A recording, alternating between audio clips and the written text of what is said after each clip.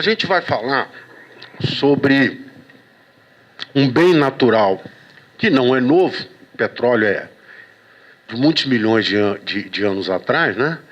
Mas que da maneira como a gente achou ele aí no Brasil, recentemente, nos últimos mais ou menos 10 anos, essa maneira assim, é uma maneira nova. São os reservatórios de petróleo do pré-sal. Então, o primeiro esclarecimento é de onde vem esse nome e qual é o significado desse tal de pré-sal. Aí dizem os geólogos que numa determinada época da idade da Terra, onde são os oceanos, houve uma camada de sal. E esses reservatórios de petróleo, chamados pré-sal, são reservatórios que se formaram milhões de anos atrás, antes dessa camada de sal se depositar onde depois tem hoje os oceanos. É por isso que ela é chamada de pré-sal. Então, o pré-sal ele tem a ver com a idade geológica em que essas coisas aconteceram. E eu até perguntei se tinha algum geólogo, porque o tempo para os geólogos é contado em milhões de anos. Tudo que acontece em termos de geologia levou milhões de anos para acontecer, e às vezes a gente tem até dificuldade de assimilar. Bom, o que essa figura mostra para a gente, né? É uma figura esquemática, dando uma ideia da geografia no lugar onde estão os reservatórios do pré-sal. É no mar, normalmente. A profundidade ou a lâmina d'água acima de 2.000 metros, nesse caso específico aí 2.140 metros, são as reservas do pré-sal aqui na Bacia de Campos, que agora estão sendo exploradas pela Petrobras e outros parceiros. E abaixo da lâmina d'água vem diversas camadas de terra, pedra, e depois uma camada de sal, sal mesmo, sal desse que a gente vê, sal de cozinha. E essa camada de sal, a característica dela é que ela é muito espessa. São mais ou menos 2.000 metros de espessura da camada de sal. Ela varia, mas a média é 2.000 metros. Então, é uma camada muito espessa. E abaixo dessa camada de sal, vem a camada do pré-sal, que foi formada antes do sal. Nessa camada do pré-sal é onde se achou essas novas reservas de petróleo. E um pouquinho mais atrás, como é que esse petróleo foi formado? O petróleo é o resultado de uma transformação na natureza através do soterramento de matéria orgânica, florestas, fósseis, etc. Essa matéria orgânica, por força das transformações que foram acontecendo ao longo do ano, por efeito de temperatura e de pressão, geram o petróleo. Para que esse petróleo possa ser extraído, ele precisa estar contido num reservatório. O que é o reservatório? É uma rocha selada e dentro dessa rocha você tem um petróleo. Não pensem que é uma caverna oca cheia de barril de petróleo, não. É uma caverna, mas não é oca, é uma rocha porosa. E em volta dessa rocha porosa, como se fosse uma esponja, dessa que a gente usa para lavar carro, limpar pia, etc., é mais ou menos aquilo ali, só que é uma rocha. E em volta dessa rocha tem uma outra rocha, e essa não é porosa. Essa é uma rocha que dá estanqueidade a esse volume e o petróleo fica agarrado ali. Petróleo misturado com gás, misturado com água. Na hora que você perfura, você faz um furo nessa casca, como se você estivesse furando a casca de um ovo. E como lá existe líquido e gás numa determinada pressão, na hora que você abre um furo e comunica aquilo com um lugar que tem uma pressão mais baixa, a tendência do fluido é se deslocar da pressão mais alta para a pressão mais baixa, física. Assim? Aí é uma outra visão da composição das camadas até chegar no reservatório.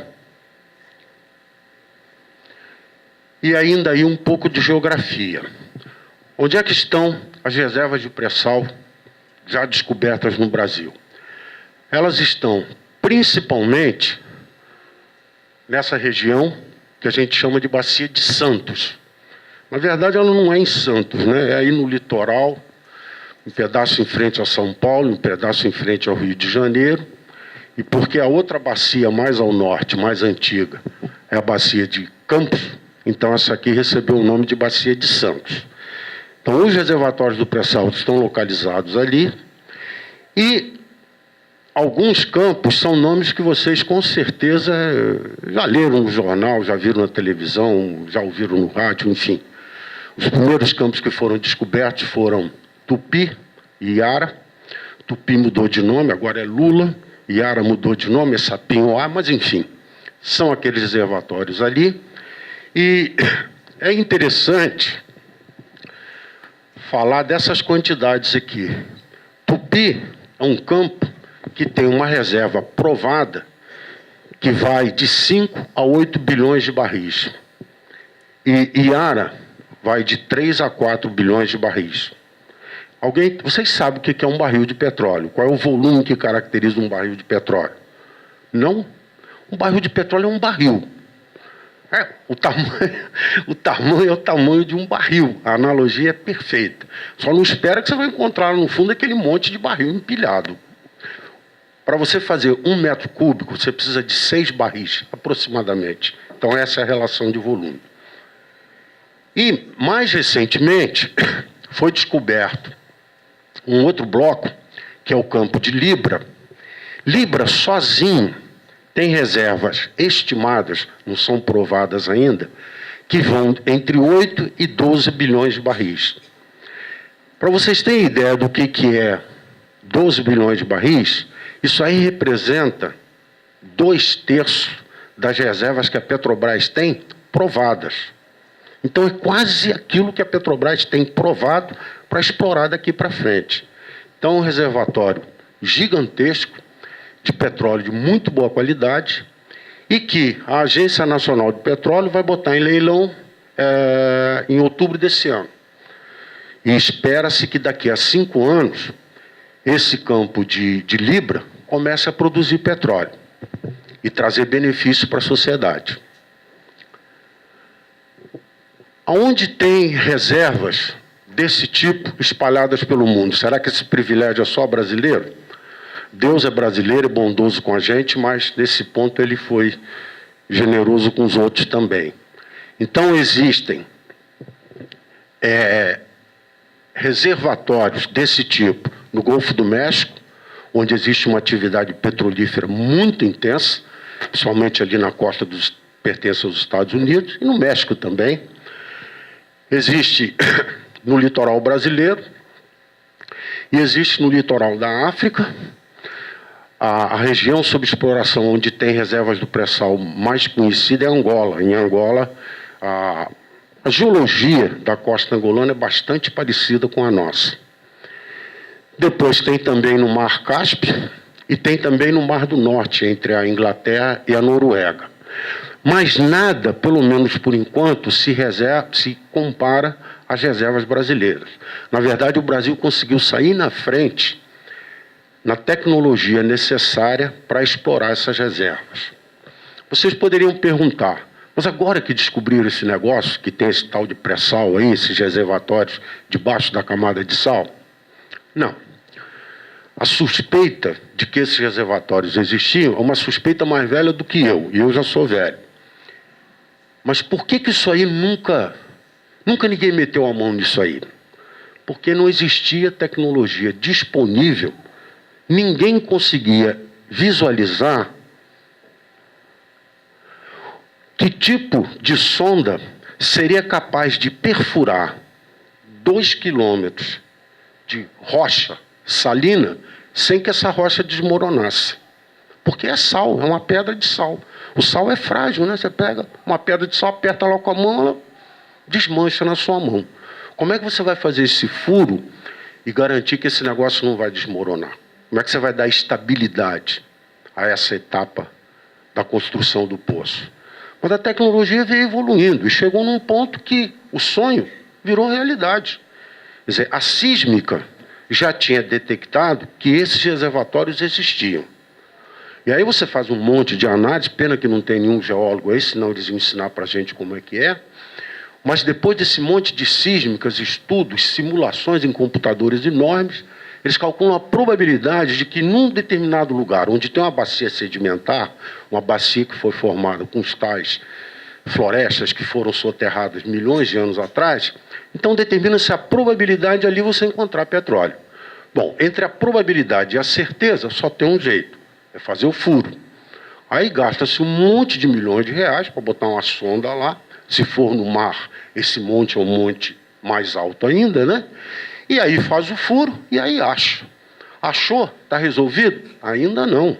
Um furo é muito pouco. Um furo te diz, tem óleo. Agora, qual é o tamanho do reservatório? Vale a pena? Cada furo desse no mar, um furo barato custa 70 milhões de dólares. E um furo não é suficiente para você saber se o reservatório é bom, ruim, mais ou menos, qual é a quantidade de óleo ou gás que você vai conseguir tirar de lá. Então você tem que fazer uma série de furos, delimitar o campo, e aí sim, você pode dizer que aquele reservatório é um reservatório comercialmente explorável. Né?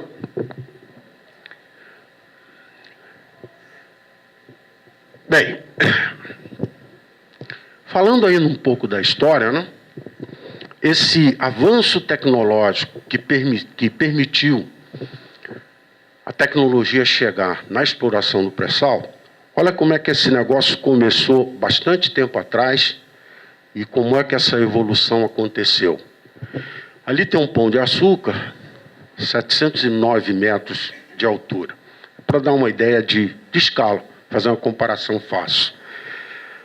O primeiro campo que a Petrobras colocou em operação no mar, operação para valer, foi em 1977. Sei lá, a maioria de vocês não tinha nascido ainda. E a Petrobras já estava tirando óleo do fundo do mar. Mas, rasinho, né? Eu não consigo ler, mas é mais ou menos 120 metros de lâmina d'água, 120 metros de profundidade. A unidade de produção, para poder receber esse óleo e processar ele antes de mandar ele para a terra, era uma jaqueta, uma estrutura metálica, apoiada lá no fundo do mar, de alguma maneira. Em cima dessa estrutura metálica, as facilidades de produção. Um monte de reservatórios, bombas, trocadores de calor, uma caldeirinha para gerar vapor, enfim. E um monte de sistemas de controle. Com o passar do tempo, isso aí foi evoluindo. Já na mesma época passou para, sei lá, quase 190 metros, depois 290, 300, quase 500, 780, 1027, 2.172 metros. Um dos poços de Guará que está produzindo está a uma profundidade de água, só água, 2.172 metros. E do fundo do mar para baixo, como desgraça pouco é bobagem, mais 7.000 metros. Então, ao todo, são 9 quilômetros de profundidade, do reservatório de óleo até chegar na facilidade de produção. Caracterizando um pouco mais essa história da profundidade específica para os campos do pré-sal, tem uma ideia da espessura de cada uma das camadas até chegar no alvo, que é tomando como exemplo o campo de Lula, em que a profundidade total até chegar no reservatório é de 7.000 metros. Bem, o pré-sal é uma realidade, está aí na mão da gente, está até produzindo, né? Aí tem alguns números interessantes. Desde que começou a produzir o primeiro poço em 2008, a Petrobras já produziu mais de 100 milhões de barris só nesses reservatórios do pré-sal. Cabe dizer que tem alguns reservatórios do pré-sal na bacia de Campos.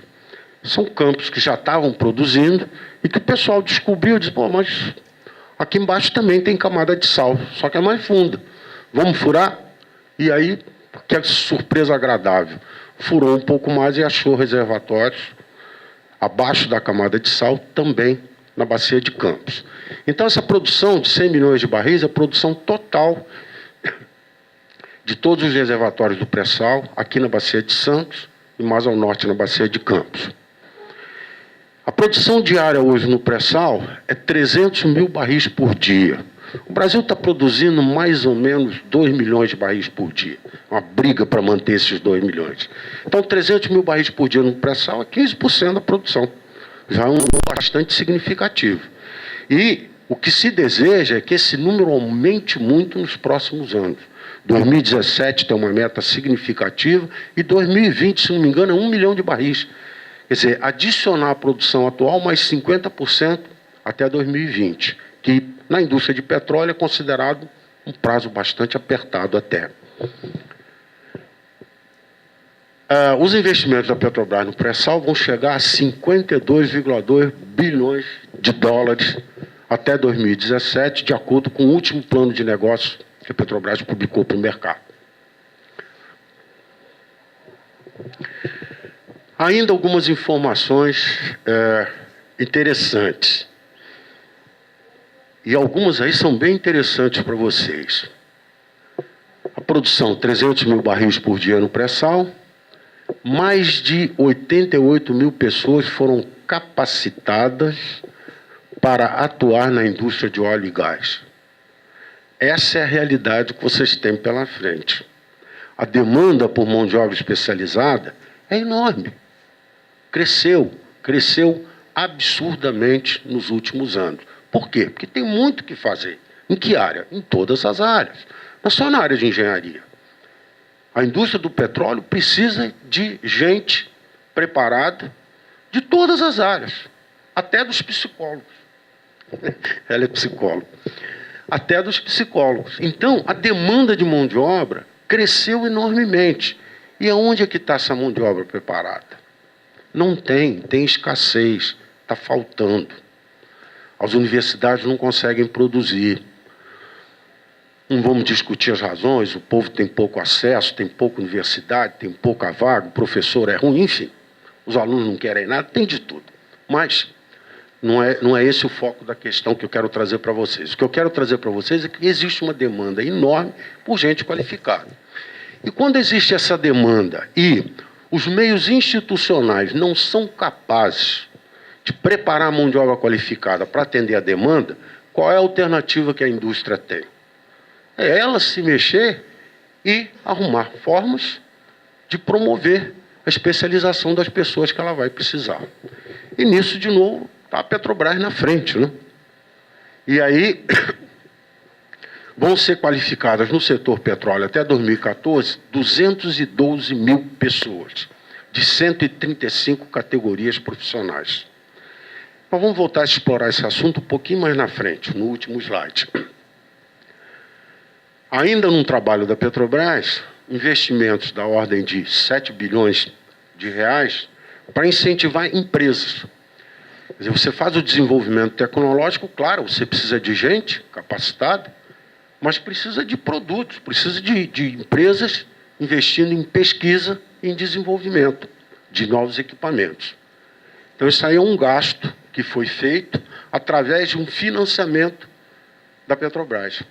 Ela não deu de graça, não, mas arrumou uma maneira do empresário ter acesso a um dinheiro, diversas formas de financiamento, para que ele pudesse desenvolver alguma coisa que depois ia beneficiar a própria Petrobras, que precisa daquele equipamento.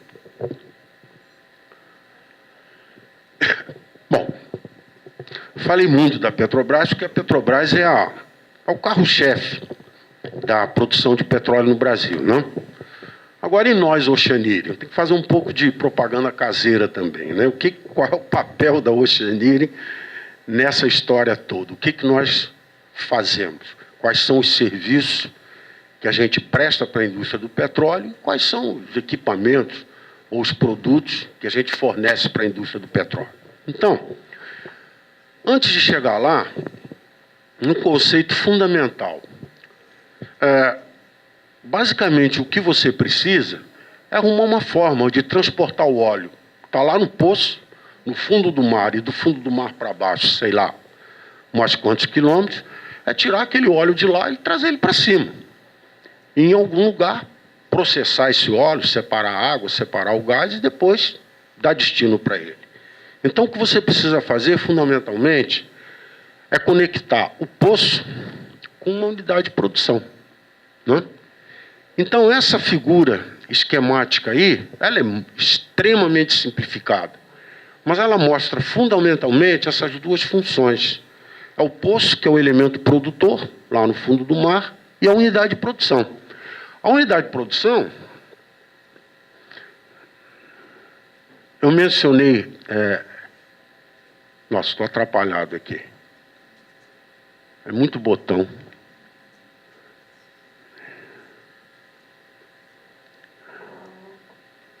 Para cá. Aqui. As unidades de produção, o interessante dessa figura é que ela mostra, de cara assim, alguns conceitos dessas unidades de produção.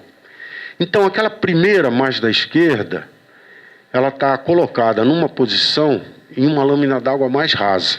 Aquele é o conceito mais simples. O engenheiro civil calculou lá uma estrutura metálica, apoiou ela lá no fundo do mar, apoiou, botou estaca, fez sondagem, enfim. Como se estivesse construindo um edifício. Mas, de alguma maneira, ele fincou aquela estrutura lá no fundo do mar.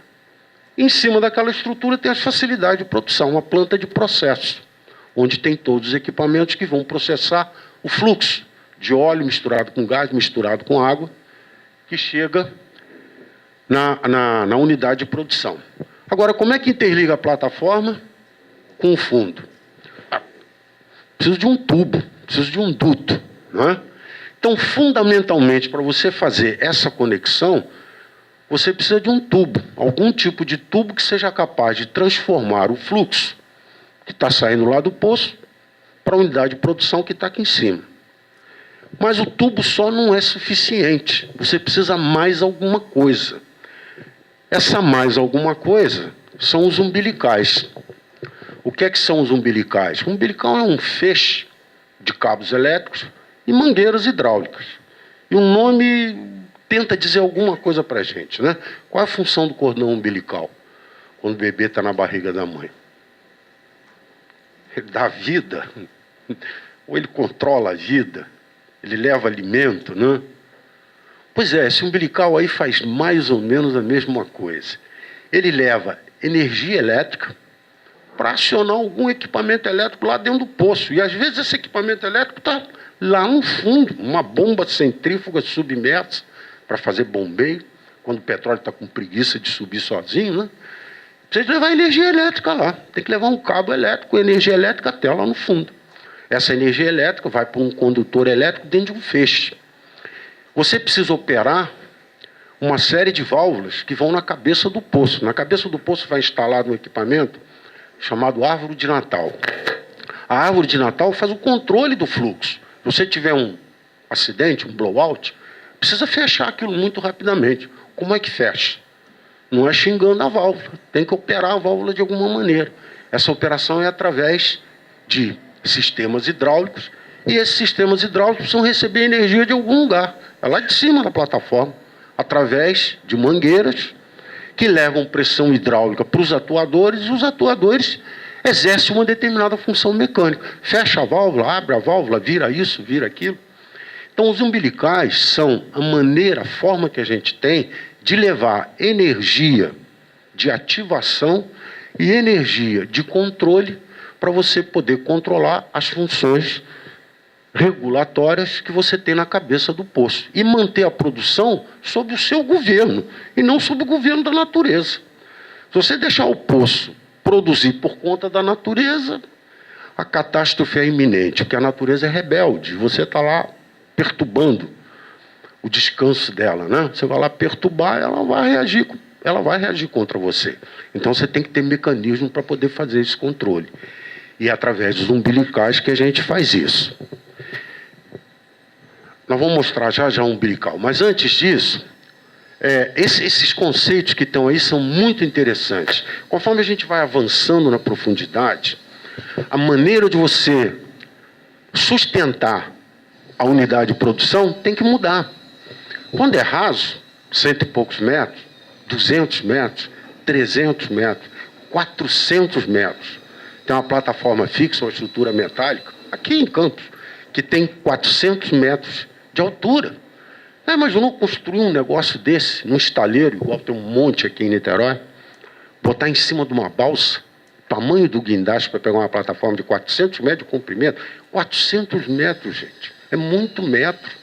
Botar aquilo em cima de uma balsa, rebocar para o mar, lá aí tem uma outra balsa com 2 guindastes enormes, que são capazes de levantar aquela estrutura, E não levanta tudo, mas dá uma levantadinha assim e diz, agora vai, escorrega e vai para o teu lugar. Ela mergulha e vai para o lugar. Isso foi feito. Não foi eu que fiz, não, mas fizeram. Agora, conforme vai ficando mais fundo, não há estrutura metálica que resista, né? E aí você tem que pensar em sistemas flutuantes de produção.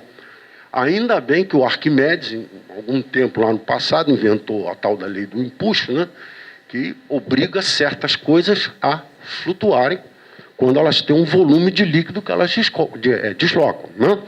Então, o sistema de flutuantes de produção ele é baseado na lei de Arquimedes. Isso vocês aprenderam aí, a maioria em engenharia aprenderam aí, sei lá, 1 ano atrás, 2 anos atrás aí. Né? Está aí, basicamente aplicado até hoje. E esses sistemas flutuantes de produção, eles podem ter sofisticações, né? Adereços físicos, de maneira que eles se comportem de uma determinada maneira. Novamente, você tem que assumir o controle. Porque se você não assumir o controle, quem vai assumir o controle é a natureza. E a natureza, a tendência dela é desgovernar aquilo que você colocou lá. Então você tem que garantir que você tem controle em cima das coisas que você botou no mar. Então olha que conceito interessante. Essa do meio aí, que tem esse pirulito comprido aí, já numa profundidade maior, é uma unidade de produção flutuante, amarrada lá no fundo do mar, através de um tendão. Quer dizer, não é um feixe de tendões. Mas enquanto o Arquimedes, pelo princípio dele, obriga ela a querer sair da água, o tendão fica ali, ó, tensionado, trabalha tensionado, mantendo ela em equilíbrio. Toda vez que chega uma onda e faz ela tentar andar para o lado, o tendão traz ela de volta para a posição dela. É um conceito. Pode usar em qualquer lugar? Não. Depende do tamanho da onda. Se a onda, a corrente que vier for muito grande, também não há tendão que resista. E aí você tem que partir para um outro conceito. Olha como a engenharia bacana inventa a solução para tudo, né? Aquele outro ali é um navio de produção. Esse que está conectado aí nesse monte de coisinha lá no fundo do mar. Esse aí, ele tem um sistema de amarras no fundo do mar que é complacente. São amarras, podem ser correntes, ou podem ser cabos de poliéster, enfim, uma amarra de qualquer navio que tem âncora, que o cara vai e joga a âncora lá no fundo do mar, é muito parecido. Mas é um conjunto de amarras, de alguma forma ancoradas lá no fundo do mar, que permitem que ele se desloque um certo tanto, e com isso acomode algum movimento das correntes. Não pode deixar solto todo, né? Mas algum grau de liberdade você pode dar. Qual é o problema do grau de liberdade? É quando o navio de produção anda ao sabor das correntes, ele carrega com ele tudo aquilo que está pendurado nele. Então os dutos que interligam ele lá com o poço e os umbilicais que estão presos nele e conectados lá no poço, na hora que ele se mexe, vai todo mundo junto. E aí você tem que perguntar para eles se eles estão dispostos a ficar balançando num movimento vibratório que produz fadiga.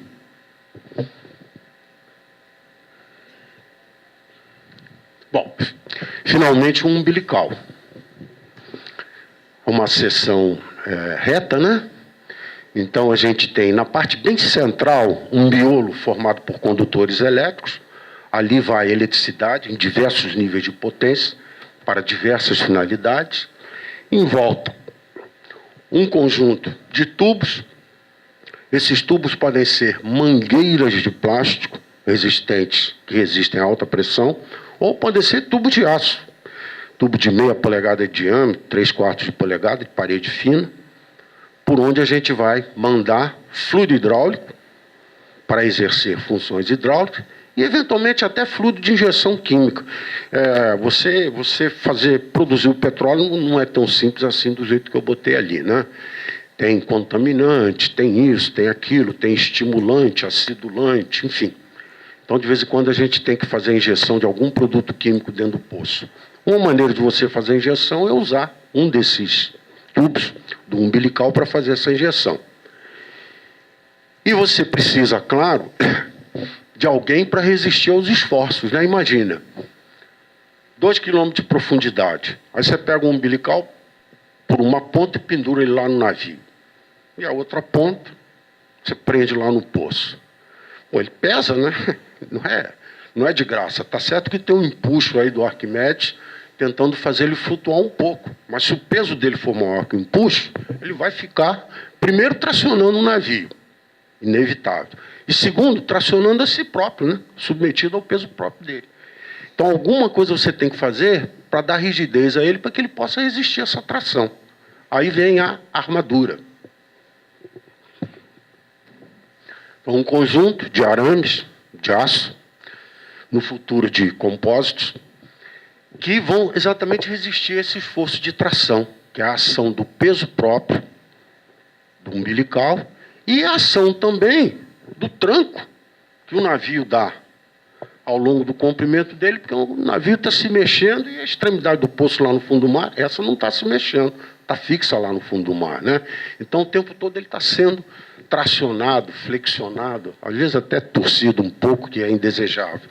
E quem resiste a esses esforços é a armadura. A armadura é um conjunto de arames que é enrolado em volta daquele feixe, da mesma maneira que a gente faz um cabo de aço.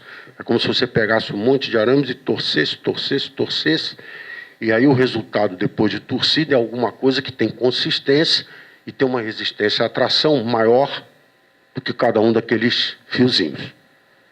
Então, é o jeitão do umbilical. Bom, nós produzimos umbilicais aqui na Ilha da Conceição, esses belos umbilicais aí. Nós estamos fabricando os umbilicais para os campos do pré-sal. Tupi, que mudou de nome, virou Lula e Sapinhoá.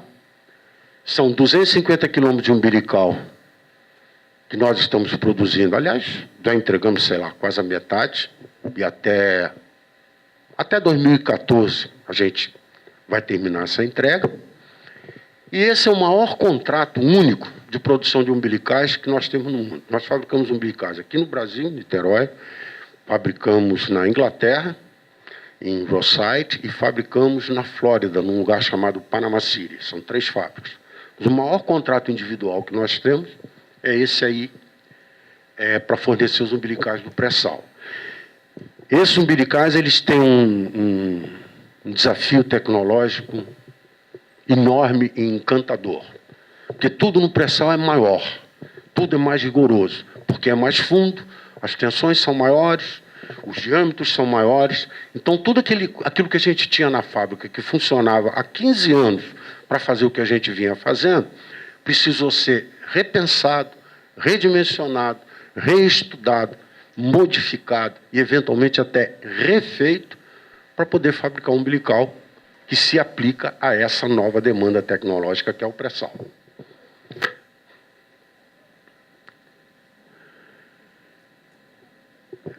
Uma ideia dos números da demanda do pré-sal até 2017, que é a meta do 1 milhão de produção de 1 milhão de barris, né? Um total de 5,2 quilômetros, 5.275 quilômetros de umbilical. Então, um umbilical que não acaba mais. Essa fotografia aqui da esquerda é uma visão da fábrica de mangueiras. A mangueira é uma mangueira mesmo, essas mangueiras de plástico branca, cristalina, que tem o chuveiro, filtro, é muito parecido com aquilo ali. Parecido. Por quê? Porque não é qualquer nylon para fazer aquela mangueira, né? Um nylon especial para que ela possa resistir a uma pressão interna mais elevada. E como o plástico não tem mesmo muita resistência mecânica, tem que dar um jeito de aumentar essa resistência mecânica dele, né? Então, em volta da mangueira de plástico, vai um trançado de um fio, que você olha para ele assim, parece um fio de algodão, é a aramida. E essas máquinas loucas que vocês estão vendo ali, elas conseguem tecer esses fios como se fosse um tecido mesmo. A aparência daquele é um tecido, em volta da mangueira de plástico. Leva uma camada, 2 camadas, 3 camadas. E esse tecido, esse fio de aramida, na verdade, ele é uma fibra de carbono. Basicamente uma fibra de carbono. Então ele tem uma resistência mecânica, a tração, muito grande. Aí quando você mete pressão na mangueira, a tendência da mangueira é inchar. Só que do lado de fora, segurando o inchaço dela, tem essa trama, esse tecido que impede. Ou seja, na verdade, ela é que vai segurar a pressão interna, não é o plástico da mangueira. E na fotografia da direita é um carretel.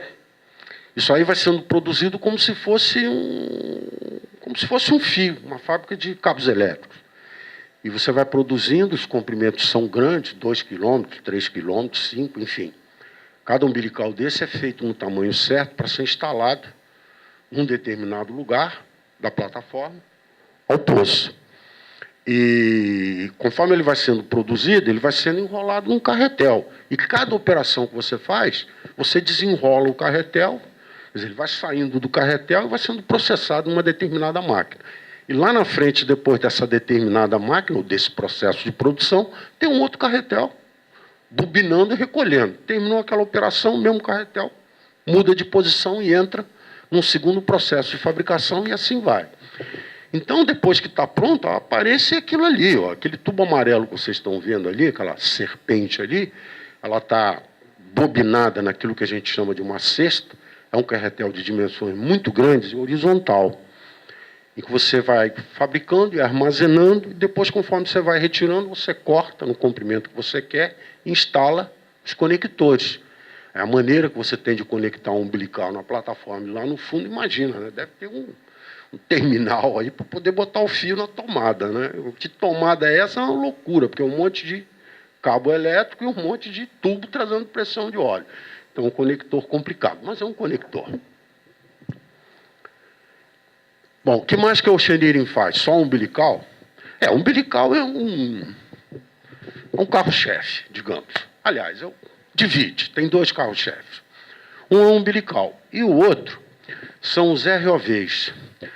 Os ROVs são um submarinozinho, é um robô submarino, né?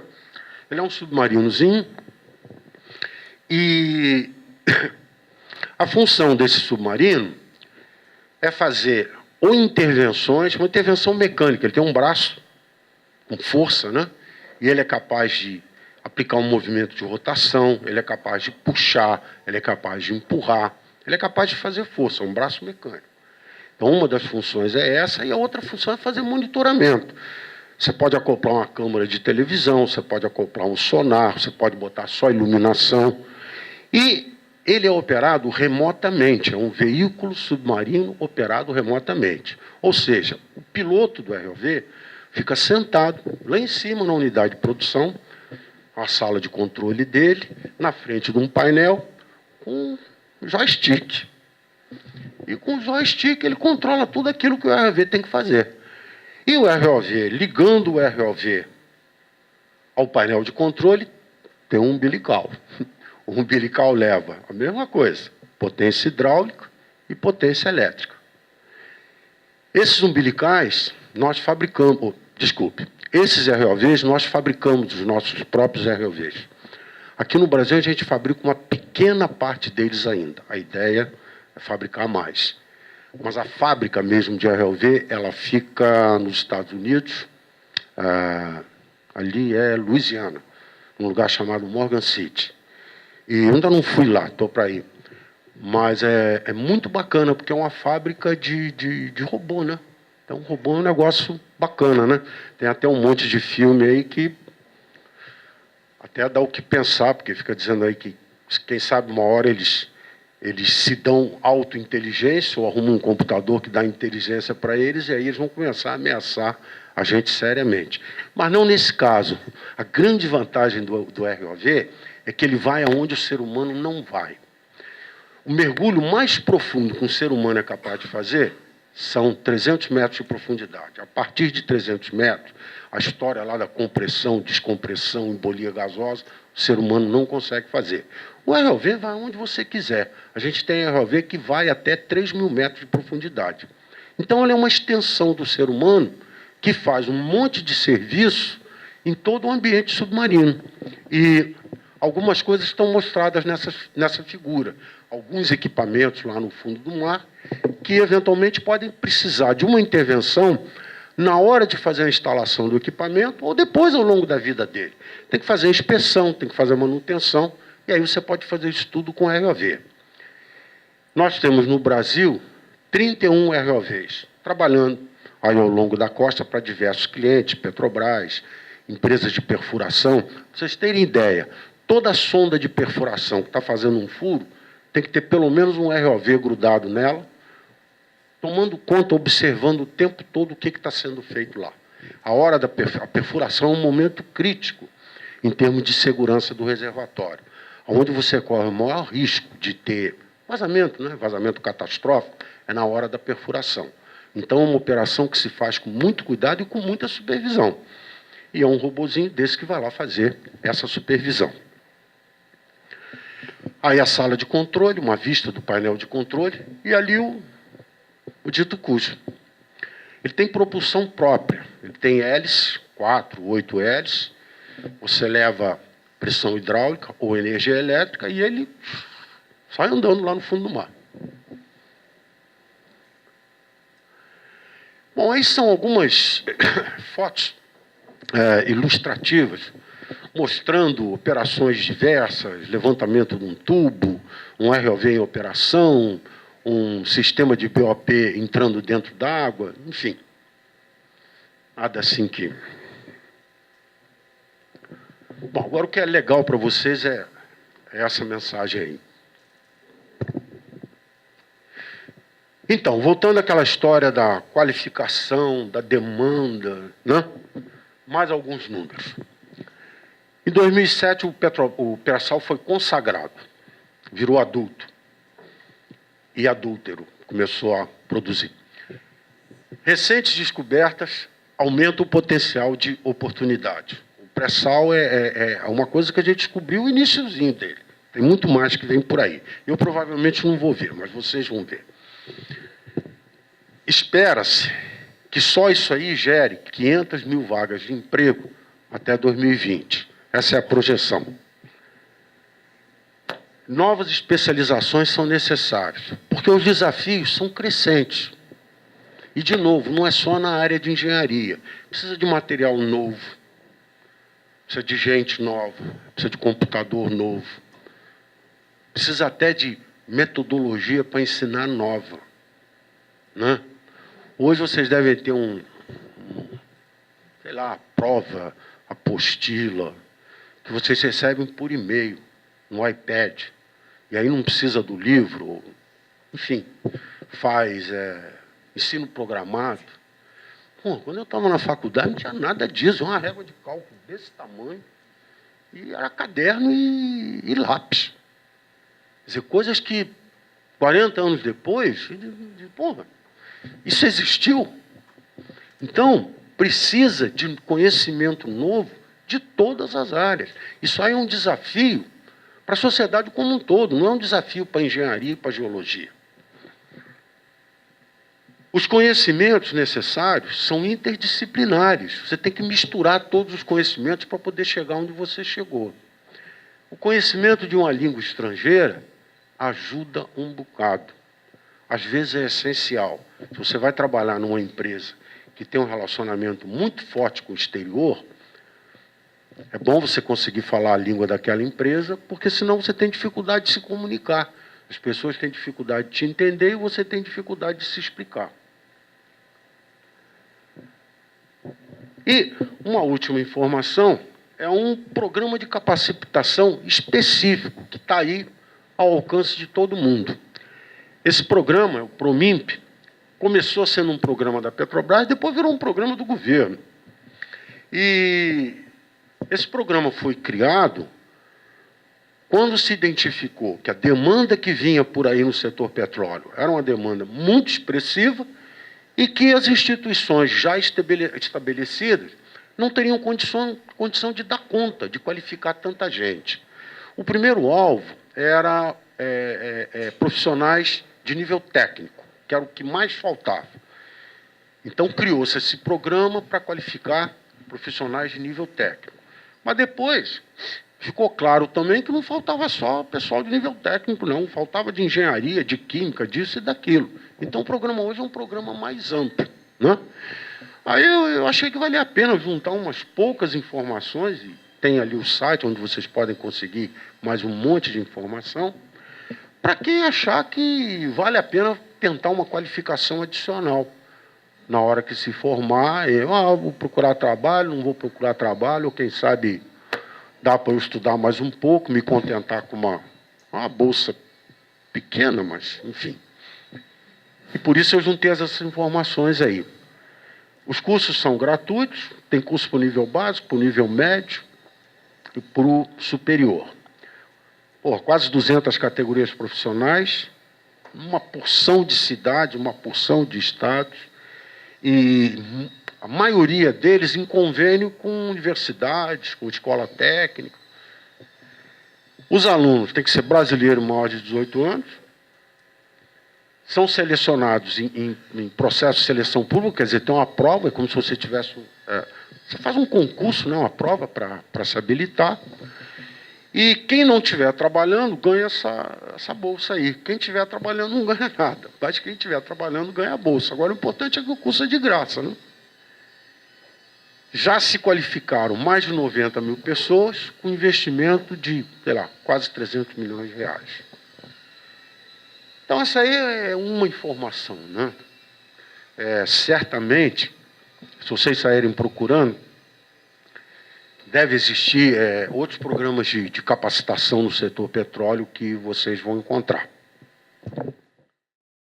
Eu queria saber se é empresa nacional e se por vocês trabalharem com a Petrobras, que há um tempo eu pesquisei um pouco sobre a Petrobras e eu vi que várias empresas que querem se atrelar a vender produtos a ela precisam ter uma exclusividade. E como você falou que vocês vendem também para outros lugares, acho que você citou a Alemanha, eu queria saber como é que é mais ou menos o projeto de vocês de exportar e tal, se tem algum problema por ser com a Petrobras. Não.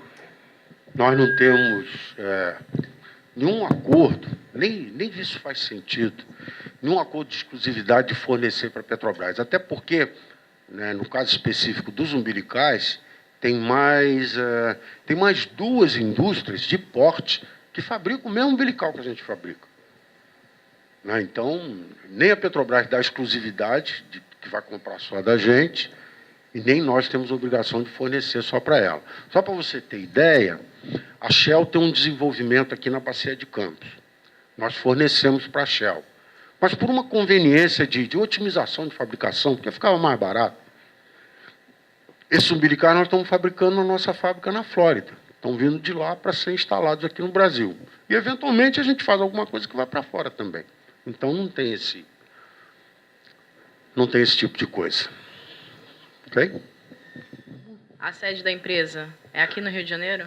A sede, quer dizer, o escritório central no Rio de Janeiro, na Avenida Rio Branco, e lá tem as funções administrativas, funções corporativas, pouquinha gente, 60 pessoas. A fábrica aqui em Niterói, na Ilha da Conceição, tem 420, mais ou menos, né? 420 empregados aqui em Niterói. E em Macaé, onde fica a nossa base que cuida de toda a logística de aerovias. Aí são mais ou menos 500 empregados. Quer dizer, todos nós somos mais ou menos 1.000 pessoas aqui no Brasil. Eu queria saber se a empresa de vocês tem algum convênio com universidades para a produção dessas novas tecnologias ou ela busca tudo isso no mercado mesmo? Olha, a gente faz desenvolvimento muito em casa. Agora, eventualmente, a gente se apoia em outras instituições. Principalmente quando você está desenvolvendo algum protótipo e aí precisa fazer muito teste. Só para te dar um exemplo. Você vai fabricar uma mangueira nova, a formulação do nylon para essa mangueira, dificilmente você vai conseguir uma instituição de pesquisa que vai se focar nisso aí. Quem vai se focar nisso aí é o cara que produz nylon, que é a DuPont. Agora, eu produzi aquela mangueira e eu preciso testar quais são as propriedades mecânicas dela. Então tem que fazer ensaio de tração, ensaio de flexão, dobramento, fadiga, etc, etc. Nós fazemos alguma coisa, mas o IPT faz para a gente, a USP faz para a gente. Então, nessa hora, a comunidade científica participa e, às vezes, é uma participação fundamental. Ok? Aqui atrás. Eu queria saber qual que é a sua formação no ensino superior e o que você faz na Oceaneering, se é mais voltado para a parte de negócios ou se você desenvolve alguma coisa. Deixa eu ver se eu entendi a tua pergunta. O que é voltado para negócios? O que o senhor faz na Oceaneering? O que eu faço? Eu nada. Não, o que eu faço? Eu sou o diretor da empresa, sou responsável legal pela empresa no Brasil. Mas será que eu consigo entender a razão da tua pergunta?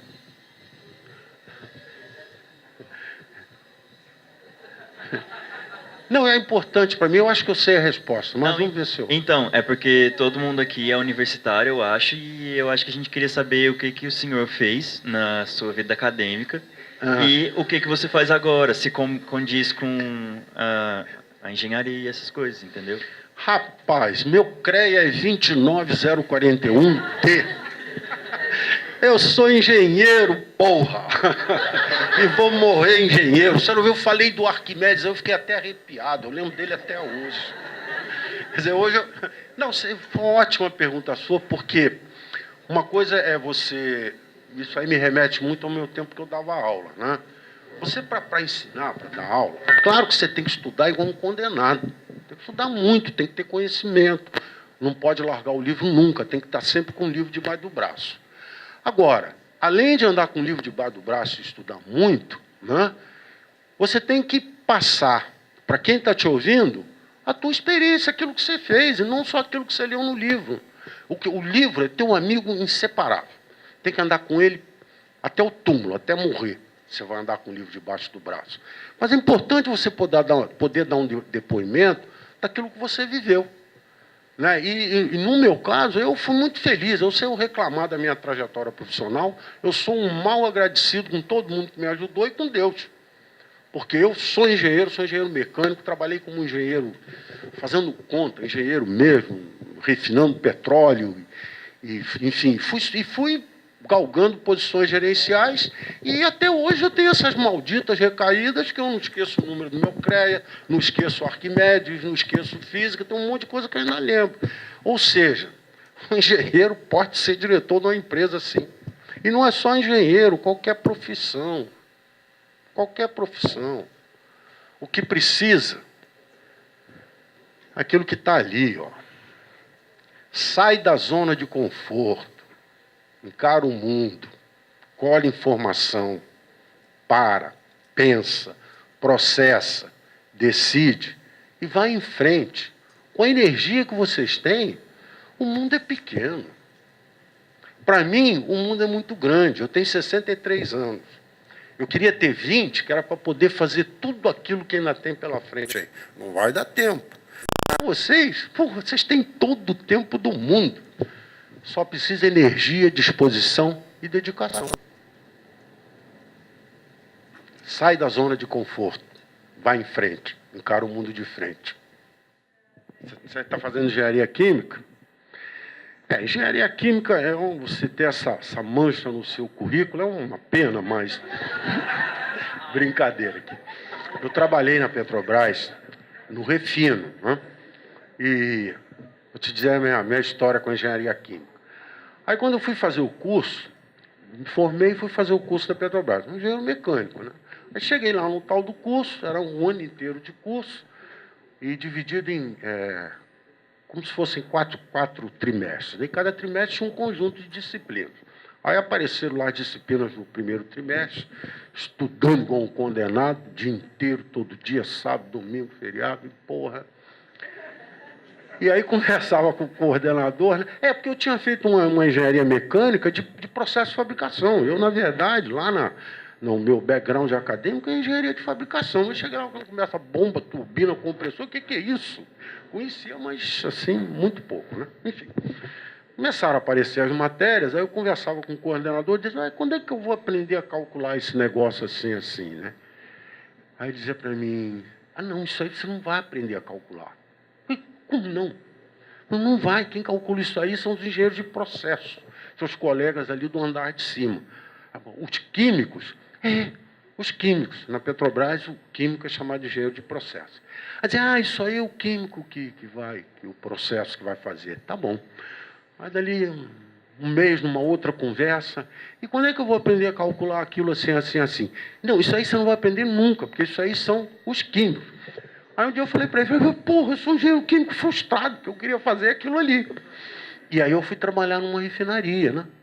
E aí, primeiro porque eu achava legal, e segundo porque eu tinha muita vontade de aprender, e também estava dentro de uma refinaria, você, engenheiro mecânico, se ele olhar para uma refinaria e enxergar aço, não é só aço, metalurgia do aço, né? Vaso, reservatório, tubo reservatório, ele não vai ver mais nada, porque só tem aço, né?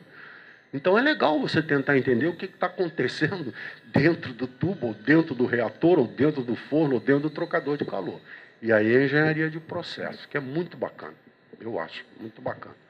Agora, onde é o lugar dos engenheiros de processo? Se você adivinhar, eu te pago um doce no barzinho ali em frente. Empresa de petróleo, que refina, principalmente. Ou empresa química, que é onde tem processo químico. Aí ali você vai conseguir fazer engenharia de processo de verdade. Cinética química, aquele tal de Gibbs, ele está vivo ainda, né? Gibbs para lá, Gibbs para cá. Aprendi isso um dia, não lembro mais nada. Mas se você quer trabalhar com engenharia de processo, são as empresas operadoras de petróleo, onde tem mais espaço para você usar o teu conhecimento. Ok? Oi, eu queria saber se a não concretização dos planos da Petrobras ou mesmo da OGX chega a impactar no planejamento da Oceaneering. Olha, qualquer mudança, né, significativa no setor petróleo afeta bastante a gente, né? Nós somos uma fábrica. Essa fábrica produz para atender a demanda do mercado. Se esse mercado sofre algum abalo, a gente sofre.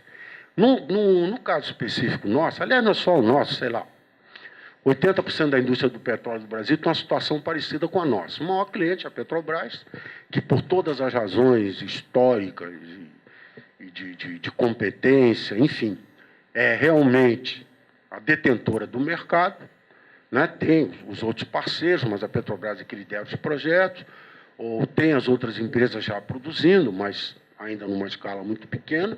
Então, nós, por exemplo, aqui na Oceaneering, 90% da produção da gente aqui em Niterói é da Petrobras. Se a Petrobras resolve, por uma qualquer razão, né, modificar a demanda dela, isso aí afeta a gente muito. No exterior, isso aí é bem amenizado. E eu faço muita comparação com meus colegas nos Estados Unidos, né? Porque às vezes eles não entendem certas coisas que a gente tem aqui. Eu digo, gente, eu consigo mexer na empresa, eu consigo qualificar a gente. Agora, eu não consigo inventar um mercado diferente daquele que eu tenho aqui. O mercado que eu tenho aqui é esse. Ele vai mudar ao longo do tempo. Já foi de um jeito, hoje é de outro, daqui a 20 anos ele vai ser de uma maneira diferente. Mas o mercado não se sujeita à minha vontade. Eu que tenho que aprender a conviver no mercado que eu tenho e tentar viver bem nele, né? E hoje o mercado é desse jeito, como ele está muito concentrado na mão de uma empresa só, qualquer correção de rumo que essa empresa faz afeta todo mundo no mercado. A OGX só não está afetando porque ela ainda está pequena, mas imagina, está passando aí por uma série de dificuldades, né, reestruturando, enfim. Mas imagina se fosse uma empresa muito grande. Os fornecedores todos estariam preocupados. Ok?